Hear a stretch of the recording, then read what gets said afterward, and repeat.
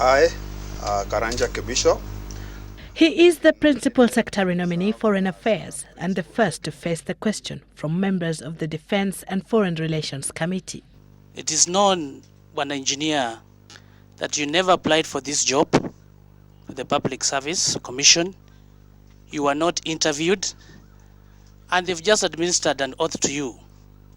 So through your conscience, please, did you apply for this job? If you never applied, then you disqualify yourself. You were not here in the first session of this meeting where we tabled the letter from the Public Service Commission, which clarified the question that you were asking, that Engineer Kibicho had actually been shortlisted and recommended to His Excellency the President for the appointment. So that question really is inadmissible, and you do not have to answer that question. This country is democratic. Engineer Kibicho can defend himself. You don't have to protect him. Let him defend himself. What I am speaking to, Honorable Member, is a very specific point of principle. The information before this committee is that the application was done procedurally, and the member, the nominee, is here on the basis of that. Chair, but Engineer Kibicho, he can defend himself, Chair. He can defend himself. Order, members. Point of order, Chair. Order, members. Order, members. I am on the floor, members. So I am speaking particularly to the point about whether or not the application was made, because we have the information that the application was made. Not even the members. Any member of the public has the right to access any information. It will be good, actually, it will be in the interest of Mr. Kibicho and the public.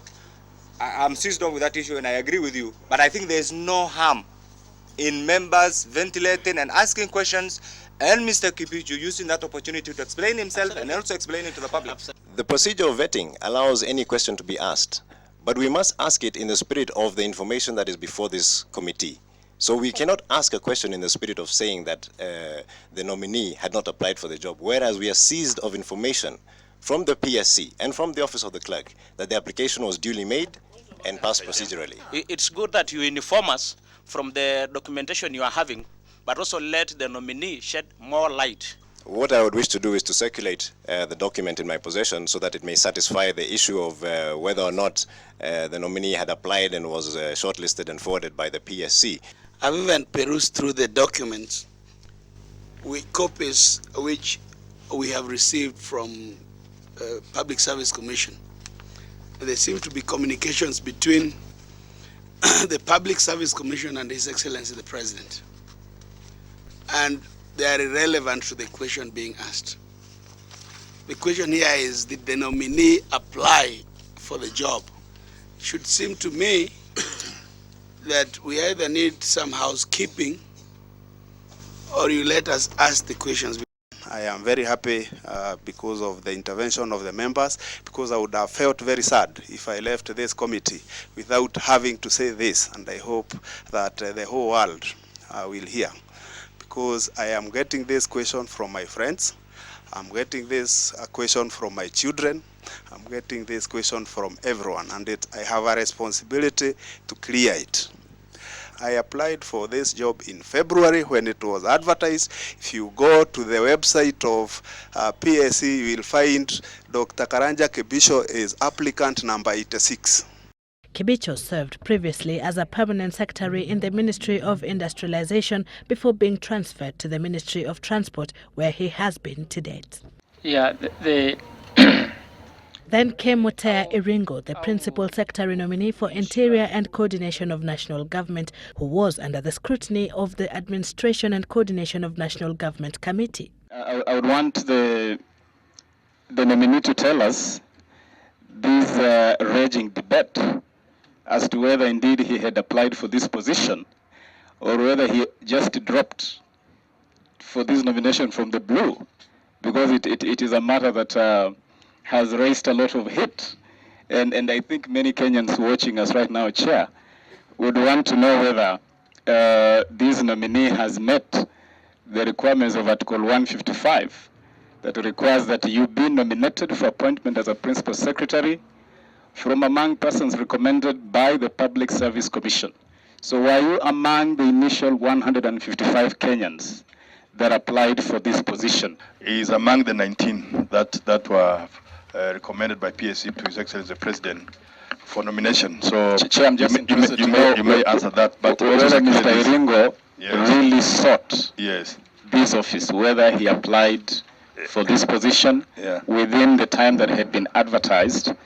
The manner in which the Public Service Commission was to make recommendations to the President for this appointment. Chair, can I insist that I want an answer from the nominee? I want an answer. Other than I just want an answer from the nominee. I asked a question to Mr. Iringo, not to Mr. Dalmas Otieno. Okay. Did Mr. Iringo apply for this position? No. I think Kenyans are entitled to know that, without anybody seeking to excuse him from answering the question. When this post of Principal Secretary was advertised, I promptly applied and made sure actually my application was received by the Public Service Commission. I applied on 27th February before the closure, and I was actually shortlisted. The main list by the Public Service Commission, my name is in the website, and I got an invitation to attend this vetting on 15th June 2013.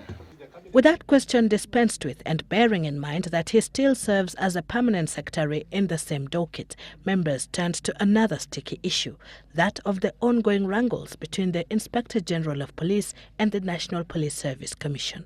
And really, if you have a commander of the force who is toothless, a police officer commits a crime out there and the Inspector General cannot discipline him on the spot. Some issues cannot actually wait for even the Police Service Commission to sit and do all that.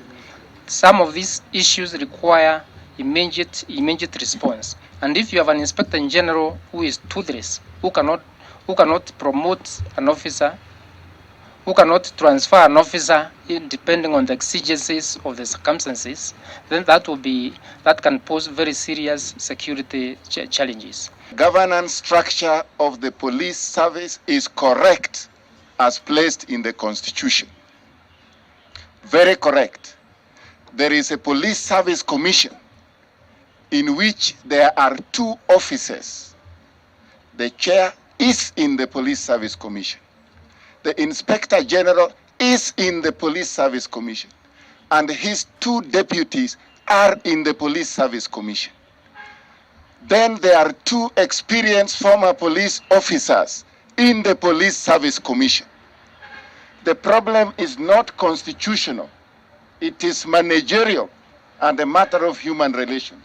I simply wanted to hear his own view in terms of that constitutional provision, the structure, and how he envisages to resolve this matter, because it will go back to his lap, ultimately. And I hope I'm not hearing the nominee say that he will seek to amend the Constitution through an ordinary statute.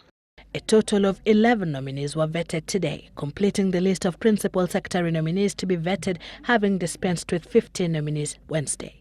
Sylvia Chebet, Citizen Live at 9.